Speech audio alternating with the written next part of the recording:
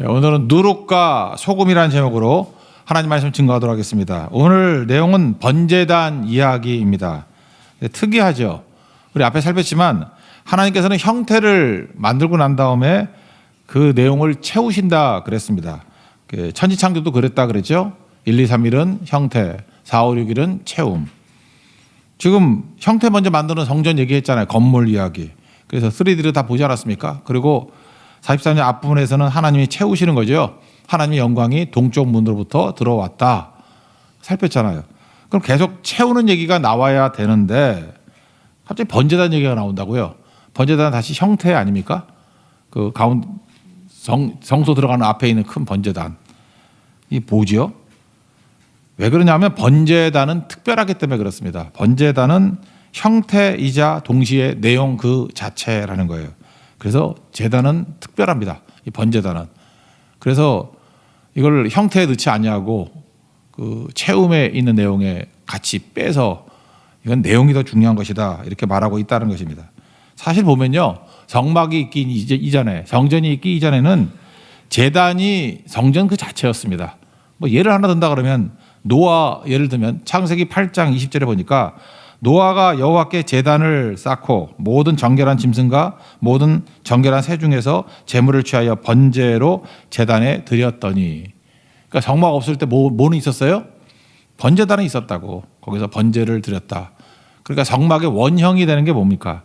제단이에요. 제단, 번제단.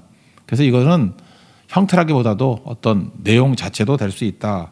그래서 따로 띄어서 설명하고 있습니다. 그러니까 무슨 얘기예요? 중요하다는 거죠. 번제단 되게 중요하다. 형태를 말하는 게 13절부터 17절까지인데 이건 3D를 보면 될 것 같아요. 한번 봅시다. 3D가 아니라 이게 그림으로 보면 알 것 같아요. 이게 3층으로 돼 있어요. 3층으로 돼 있고 계단이 있고, 그래서 다른 성경에 보니까 제사장이 속옷 입고 올라가라고, 계단 올라갈 때 높은 팀이 안 된다 뭐 그런 거죠. 예, 그렇게 이게 계단이기 때문에. 그리고 4개 뿔이 있죠. 뿔이 있고 정사각형 형태의 이런 제단이다. 그러니까 계단이 있고 3층 구조고 4개의 뿔이 있다. 이거 권능의 상징이고, 범죄한 사람이 이 뿔을 붙들면 뭐 웬만하면 살려주죠. 죽이지 않는 뭐 그런 내용이 이 번제단이라는 것입니다. 하나님께 예배하는 장소 됐습니다. 이건 간단히 넘어가고, 오늘의 강조점은 2가지입니다. 앞부분은 피고 뒷부분은 소금이에요. 그러니까 이 번제에 있어서, 번제단에서 중요한 게 2가지라는 것입니다. 뿌리는 거예요. 씨 뿌리고 소금 뿌리고. 우리가 어제 살폈던 말씀이 있기 때문에 중복되는 거 좀 빼고, 이 번제단에서 하는 일이 뭐냐면 피 뿌리고 소금 뿌리고, 이거의 의미를 살펴보도록 하겠습니다. 첫 번째, 피를 뿌린다. 이건 무슨 얘기죠? 정결하게 한다라고 하는 거예요. 그래서 번제단 자체를 정결하게 하는 것을 2차례나 반복하고 있습니다. 먼저 18절 읽겠습니다. 시작. 그가 내게 이르시되 인자야, 주 여호와께서 이같이 말씀하셨느니라. 이 제단을 만드는 날에 그 위에 번제를 드리며 피를 뿌리는 규례는 이러하니라. 그래서 속죄제, 이 제단을 위한 속죄제예요. 사람이 아니고 수송아지를 잡아가지고 피를 바르라. 어디 바르느냐? 20절을 보시면 내가 그 피를 가져다가 제단에 내 뿔에다가 바르고 내 모퉁이 밑에 모퉁이 바르고 사방 가장자리에 발라 속죄의 제단을 정결하게 하고. 이거 우리 정결하게 하는 게 아니에요. 제단 자체를 정결하게 하는 이런 속죄제를 드리라는 거예요. 피 바르라, 피 뿌리라. 이거 2번 강조했습니다. 한 번 하고 또 한 번, 그 다음 날에 순염소를 잡아다가 또 똑같이 하라는 거예요. 잡아다가 피를 받아가지고 피를 또 뿌리라는 거예요. 이렇게. 그게 22절입니다. 다음 날에는 흠없는 수염소 한 마리를 속죄제물로 삼아 드려서 그 제단을 정결하게 하기를, 수송아지를 정결하게 함과 same 그죠? 똑같이 하라는 거예요. 그러니까 2번이나 피를 뿌림을 통해서 정결하게 하라, 그런 뜻입니다. 피를 뿌린다는 게 뭐예요? 그 정결함이죠. 성경을 보면요, 피는 생명이라 그랬습니다. 제일 중요한 게 레위기 17장 11절인데 육체의 생명은 피에 있다. 내가 이 피를 너에게 주어서 제단에 뿌리게 한다는 거예요. 피를 뿌리는 의미가 생명이기 때문에 그렇다는 거예요. 너희 생명을 위하여 속죄하게 하는 것이다. 피 뿌리는 것은 하나님의 생명을 주는 거예요. 생명을. 그 죄를 제하고 생명을 주는 겁니다. 생명이 피에 있으므로 피가 죄를 사할 수 있다. 이게 성경의 얘기예요. 그러니까 피 외에는, 예수 그리스도의 피 외에는 죄를 사할 수 있는 길이 다른 게 없다라는 거죠. 그래서 강조하는 게 뭡니까? 이 의식을 통해서 피가 중요하다는 거죠. 피는 생명이고 특별히 예수의 피가 우리의 모든 죄를 씻어준다. 그래서 계속 강조하는 게 기독교가 피해 준 게 아닙니까? 예수의 피. 그거 말고 뭐 외칠 게 뭐가 있습니까? 그것만이 우리 죄 문제, 죽음 문제, 심판 문제를 해결한다. 그래서 복음이 뭐냐 그러면 그 요약한 피예요. 예수의 피가 우리 죄를 씻어준다. 예수의 피가 우리를 구원한다. 그 얘기죠. 골로새 1장 14절을 보니까 그 아들 안에서 우리가 속량, 그 죄사함을 얻었도다. 그 아들, 예수님 안에서 뭐 때문에요? 피 때문에. 그걸 강조하고 있다는 것입니다. 다른 해결책이 없죠. 그래서 구원이 뭡니까? 예수의 피를 믿는 거예요. 예수님을 믿는다 하는데 그 믿음의 본체가 또 뭐냐?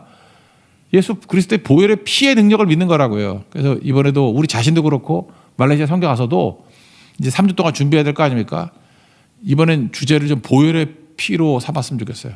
예수 그리스도의 보혈의 피가 뿌려지고 각 학교마다 마을마다 예수의 피가 뿌려지는 시간. 그래서 구원의 역사가 나타나고 예수의 피 앞에서 악한 마귀가 물러나거든요. 마귀가 항복하고 쫓겨나고 보혈의 피로 승리하는 그 모습이 있기를 원합니다.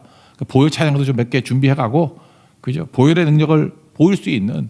그래서 그 이슬람권에 예수 그리스도의 십자가의 보혈의 능력이 힘있게 승리하게 되는, 그러면 기적도 나타날 거예요. 그죠? 하나님의 큰 이적이 나타나는 그러한 모습이 되기를 원합니다. 요한일서 1장 7절 보니까 그 아들 예수의 피가 우리를 모든 죄에서 깨끗하게 하실 것이요. 다 죄인들 아닙니까? 예수 그리스도의 보혈의 피로 죄 씻음 받는 것보다 더 중요한 게 어디 있겠습니까? 이거 해야 된다는 거예요. 다른 방식으로 안 됩니다. 다른 방식으로. 뭐 이렇게 레크레이션 이런 건 접촉점이지. 또 뭐 코리안 파티 그것도 접촉점이지. 결국은 예수님 증거하고 예수님의 보혈의 피를 증거해야 된다는 거예요. 예레미야 2장 22절 보면 재밌는 비유가 나와요. 자기 죄가 너무 더럽다고 깨우쳐서 막 씻었는가 봐요. 예레미야 2장 22절. 주 여호와의 말씀이니라. 내가 잿물로 스스로 씻으며. 양잿물 있죠? 그거 뭐 타 죽는 거 아니에요. 양잿물 보니까 그 고깃집 알바하는 사람들 보니까 그 양잿물로 닦더라고. 물론 나중에 뭐 물로 부시겠지만 그러지 않으면 그 탄 게 떨어지지 않아요. 근데 그 탄 것도 양잿물에 다 떨어져요. 그러니까 제일 센 게 양잿물이구나. 양잿물로 씻어도 죄 안 돼요. 해결 안 된다고. 많은 비누로 뭐 비누 하나 갖고 안 되면 다이얼 비누 10개를 갖다 놓고 해도 내 죄악이 내 앞에 그대로 있느니라. 빌라도가 죄의식이 너무 강해가지고 대야 갖고 와서 손 씻었죠. 그래 죄가 씻어지나. 우리의 죄는요 오직 예수님의 피 외에는 씻을 길이 없다. 그게 오늘 제단에서 보여주는 거예요. 피 뿌리라. 죄 문제 해결하는 것은 예수 그리스도의 피를 뿌리는 것 외에는 없다라는 것입니다. 그래서 피는 생명이고 생명이 생명을 속하는 거예요. 그래서 내 생명 대신에 예수님이 대신 죽었다라는 거죠. 그래서 내 죄가 죄값이 씻어질 수 있다. 이걸 말하고 있다는 것입니다. 우리는 죄사함 받고 난 다음에 주님 앞에 나온다고 얘기를 하는데 아니죠. 복음의 핵심이 전 로마서 5장 8절이라고 생각해요.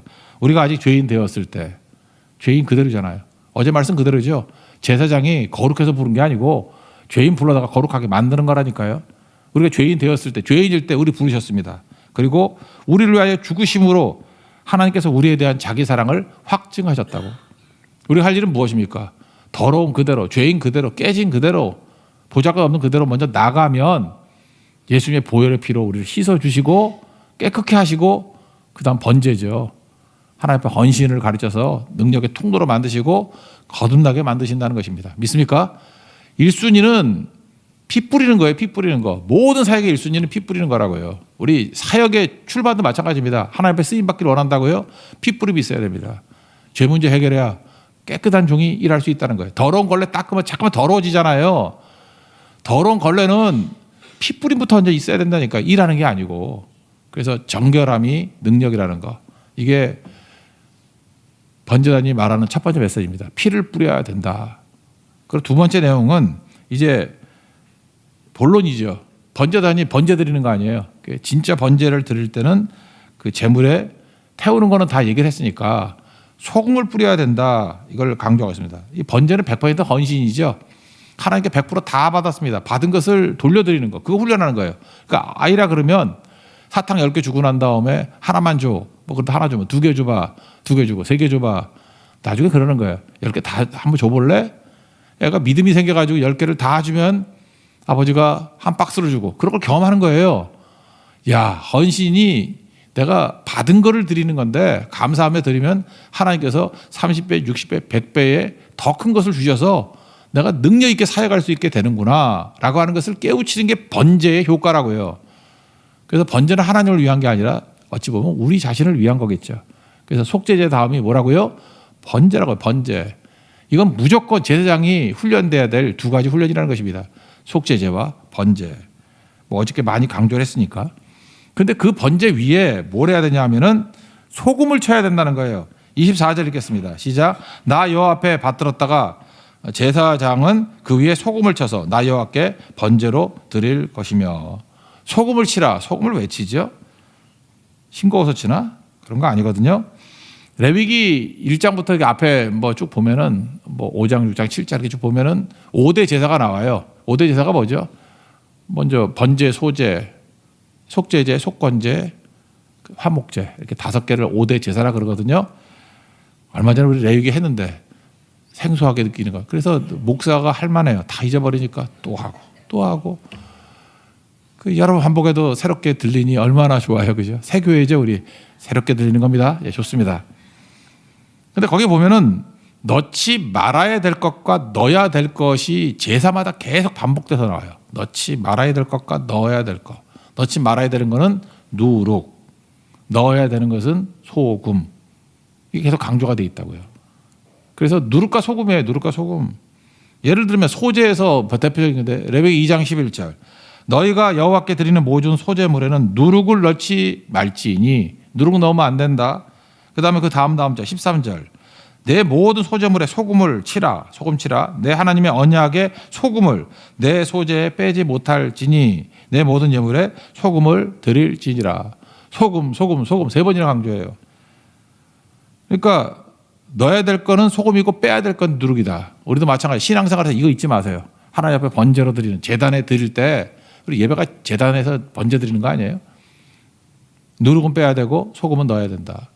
그럼 누룩이 뭘까요? 누룩은 발효시키는 거 아니에요? 발효시키는 거. 그래서 맛있게 만드는 거죠. 맛있다가 핵심은 아닌 것 같아. 발효시킨다가 핵심인 것 같아요. 발효는 뭐죠? 변질. 그러니까 누룩은 신앙의 변질을 말하는 거예요. 변질돼서는 안 된다. 우리는 뭐 발효라 그래서 맛있다 그러는데 그게 핵심이 아니라 어떻게 보면 원래 속성을 버리고 변질된 거 아니에요. 뺑스톡의 빵이 맛있는 이유가 뭐예요? 발효가 잘 돼서. 그렇죠. 변질이죠. 원래 속성에서 화학적 변질이 일어난 거 아니에요. 그 신앙에 있어서 그러면 안 된다.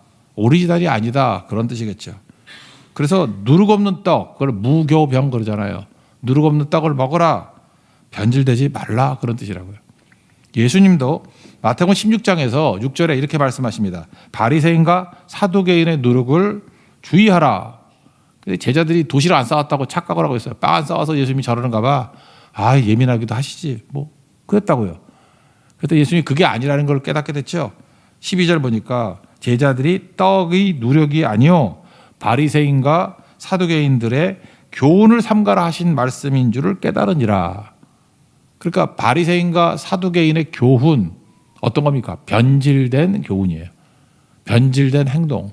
그거 따라하면 안 된다는 거죠. 그게 외식이죠. 외식. 위선. 가면 쓰는 거. 쇼하는 거. 사람 의식하는 거. 그거 하면 안 된다는 거예요. 그래서 누룩을 빼라. 이거 되게 상징적인 의미가 있습니다. 변질되면 안 돼요. 믿음은 그래서 원래로 돌아가야 돼요. 처음으로. 변장하면 안 되고 가면 쓰면 안 되고. 첫 번째 신앙. 그게 1계명이죠. 하나님 외에 다른 신을 두지 말라. 또 다른 말로 하면 내 앞에 하나님만 두라. 이게 소금입니다. 소금. 그죠? 변질되지 마라. 그러니까 누룩되지 말라는 거죠. 신앙을 가만히 두면 누룩이 들어옵니다. 그래서 부패되고 변질되고. 그래서 저는 예수 믿고 영접한 지 한 1년, 2년 되는 분들이 제일 두려워요. 이제 주변에 누룩이 들어갈 때가 됐는데 걱정이 된다. 그럴 때가 있거든요. 누룩을 조심하셔야 됩니다. 변질 가능성이 커요. 그래서 다시 복음, 다시 십자가, 우리 다 그래요. 목사도 그렇고 다시 예수의 피가 흐르는 교회가 돼야 되고요. 보혈의 능력을 의지하는 교회가 돼야 된다고. 아니면 누룩이 들어와서 우리를 다 변질시킨다는 것입니다. 그래서 누룩을 제거하라. 이게 얼마나 중요한지 일주일 동안 무교절이잖아요. 누룩 없는 떡만 죽어라 먹으라는 거예요. 왜? 그 정도로 이렇게 변질시키는 게 무섭기 때문에 그래서 깨닫게 만드는 거죠. 먹으면서 깨닫는 거죠. 맛 되게 없거든요. 그러면서 변질되면 안 돼. 변질되면 안 돼. 1년에 일주일 동안 그걸 묵상한다고 변질만 놓고 우리도 좀 그런 시간을 가져야 될 필요성이 있겠죠. 변질되지 마십시오. 순수한 어린아이 같은 믿음 갖는 첫사랑을 잊지 않는 하나님의 종 되기를 축원합니다. 그러면 적극적으로 누룩은 제거하고 뭘 넣어요? 소금 넣으래요. 다시 24절 읽겠습니다. 시작. 나 여호와 앞에 받들어다가 제사장은 그 위에 소금을 쳐서 나 여호와께 번제로 드릴 것이며. 그러니까 소금의 특징이 뭡니까? 변질이 안 되는 거고 부패가 안 되는 거고 그런 거죠. 저는 뭐 옛날에 못 살았을 때 살아서 그런지 모르지만 고등어 자반이 좋아요. 전 제일 좋아하는 게 고등어거든요. 제가 이전 교회 있을 때 한 번 소문이 잘못 나가지고 그 어디 가가지고 어떤 분이 참 정성스럽게 했어요. 그래서 그냥 별로 좋아도 않는데 되게 맛있게 먹었던 게 갈치였거든. 아, 소문 한번 잘못 나니까 3년 동안 갈치만 먹었어요. 내가 제일 싫어하는 게 갈치인데 비싸기만 하고 요즘 비싸다면서요. 제가 어렸을 땐 갈치가 제일 싼 거였어요. 그래서 가난한 애들만 먹는 거였고 그 가시가 싫고 그래서. 근데 옛날에는 뭐 이렇게 보관을 잘 못하니까 소금 치잖아요. 소금 치면 다 생선 가격 싼 거 아시죠? 그래서 고등어 자반이 그렇게 비싸지도 않았어. 근데 그게 난 참 좋더라고. 염장법. 그게 너무 좋더라고. 특별히 부산 가면은 제가 단골집도 있고 그래요. 고등어 구워 먹는 거 너무너무 좋아해요. 서울마다 좀 다른 것 같아요. 노릇노릇하게 굽는 거. 속을 왜 치죠? 냉장고 없을 때도요. 부패하지 않기 때문에. 소금은 그런 거예요. 누룩은 변질되는데 소금은 부패하지 않는다. 그게 핵심이라고요. 그래서 소금을 뿌리는 거라고. 그래서 계약을 할 때에도 이걸 갖다가 소금 언약이라 그래요. 소금을 치면서 뿌리면서 하는 언약. 우리 한국에서는 소금 뿌리면 재수 없다죠. 근데 성경의 정신에 의하면 소금 뿌리는 것은 변함이 없는 약속이다 그런 뜻이에요. 그래서 에스라 4장에 보면 14절에 신하들이 왕 앞에서 충성을 다한다 그러면서 소금 먹어요. 이제 왕궁의 소금을 먹음으로 뭐 이런 게 나와요. 여기서 뭐 월급 주는 걸 솔트에서 나온 게 샐러리라며 뭐 그런 얘기 들어봤죠. 이게 변함없는 충성 또는 뭐 월급 뭐 이런 거로 연결이 된다는 것입니다. 그래서 소금은 좋은 것, 변함 없는 겁니다. 그래서 모든 제사에는 소금을 뿌린다고. 민수기 18장 19절 보니까 이는 여호와 앞에 너와 네 후손에게 영원한 소금 언약이니라. 소금 뿌리면서 제사 드리는 것이 소금 언약. 또 역대하 13장 5절 보니까 이스라엘 하나님 여호와께서 소금 언약으로 이스라엘 나라를 영원히 다윗과 그의 자손에게 주신 것을 너희가 알 것 아니냐. 그러니까 소금 언약 그럼 뭐죠? 변함이 없으니까 뭐하고 똑같아요? eternally. 영원히. 영원한 왕 예수 그럴 때 뭐예요? 내가 소금을 두고 왕으로 인정합니다. 그와 똑같은 개념이라고요. 영원한. 소금은 영원성이에요. 그래서 결혼식 할 때도 우리 기독교에서 결혼식 할 때는 뭐 반지 끼고 뭐 이런 것도 중요하지만 신랑 신부에게 그냥 소금을 하나씩 먹였으면 좋겠어. 그죠? 변함이 없게 하라고. 이게 성경적이지 않나? 그래서 이게 누룩이 없는 거는 누룩 없는 떡. 누룩 없는 떡은 우리 한국에서 먹는 건 수제비거든요. 수제비. 밀가루 이게 막 반죽해서 뚝뚝 띄어서 먹는 거. 그 발효 안 시켰잖아요. 수제비에다가 소금 찍어 먹는 거. 아니면 우리 1년에 한 일주일씩 그거 먹어야겠어. 우리 주방에 부탁을 해서 그냥 맑은 국물에 수제비만 끓여서 소금만 주는 거야. 찍어 먹으면서 맛없다. 이걸 어떻게 먹어? 그게 우리의 무교절이 되면 좋겠어요. 그러면서 나도 이렇게 변질되지 않고 소금과 같이 부패되지 않고 하나님 앞에 쓰임받기를 원합니다. 왜 반응이 이렇게 안 좋아요? 먹고 살라 그래요? 우리 신앙이 중요한 거 아니에요? 수제비 소금 찍어 먹는 거 이거 되게 중요한 것 같은데 이거 성경적인 거 아니냐고. 변함 없는 거. 그죠? 그래서 결혼식에도 그 식사 이렇게 하면 돼요. 그냥 수제비에 소금 찍어 먹게. 그거 되게 중요할 것 같아요. 그래서 이걸 다짐하기 위해서 예수님이 그러죠. 순서가 뭐예요? 소금이 먼저고 빛이 다음이라고. 너희는 세상의 소금이니. 마태복음 5장 13절. 14절에 뭐예요? 너희는 세상의 빛이라. 그러니까 소금과 빛이 빛과 소금이 아니라 소금 되라. 먼저 우리가 변질되지 않고 부패되지 않는 모습이 있으라. 여기서 맛은 뭐예요? 그 부패되지 않는 그 소금의 성질을 말하는 거예요. 이렇게 맛있고 없고 그런 것보다도. 그 짠맛이라는 게 무슨 뜻입니까? 변질되지 않는 맛. 그걸 갖고 있어야 되고 세상의 빛이 그 다음에 되는 거죠. 뭘 하는 거죠? 나가서 비치게 되는 거. 그래서 소금은 부패되지 않는 누룩을 이기는 힘이에요. 그게 소금이에요. 그래서 이번 말레이시아 선교 떠날 때에도 하여튼 월요일과 화요일은 다 소금만 팍팍 쳐 먹어서 부패되지 않는 모습으로 서 있고 그 다음에 이제 수요일부터 빛으로 역할을 잘 감당할 수 있는 그런 것도 되게 의미가 있다고 생각합니다. 하나님 앞에서 그런 사명을 감당하는 우리 믿음의 종 되기를 바랍니다. 자리에서 일어나겠습니다. 예수의 피를 힘입어 찬양하겠습니다.